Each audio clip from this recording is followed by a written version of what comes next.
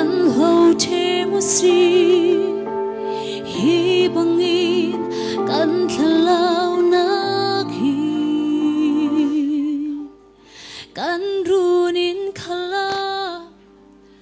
merem thiam non la tuar har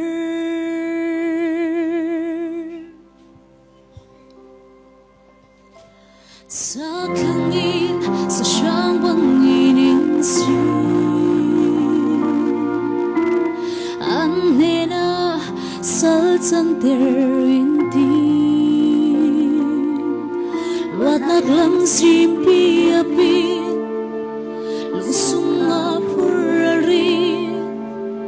lay apit van sangin kan sha in shuai kir shama na uk na gram no ma na shin diang in khilai kan sa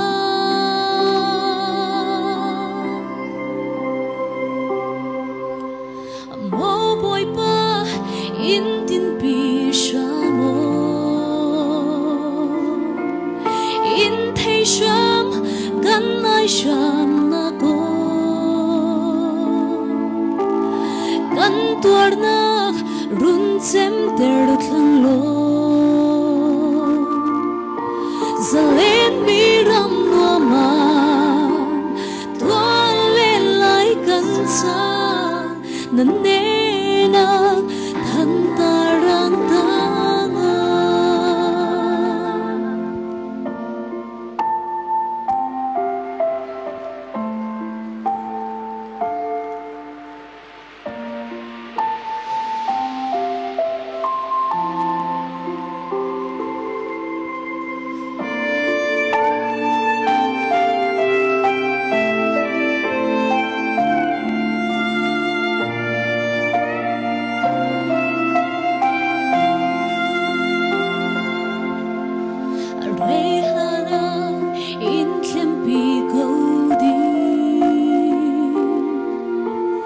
kan rua san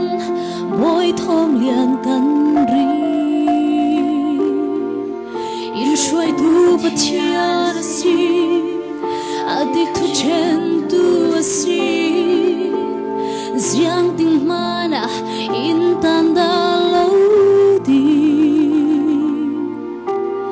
dung let hoi lo ten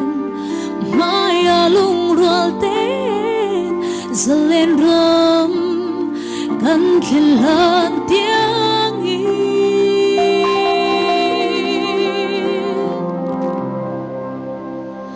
mo boy pa in din pi shamo in thei sham kan ai sham na ko kan tuar na run sem ter thlang lo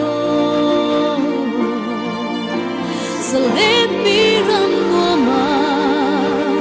tuan le lai kan sa nan ne na than tarang tanga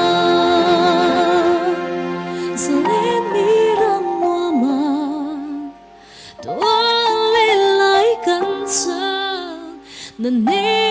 na than tarang tanga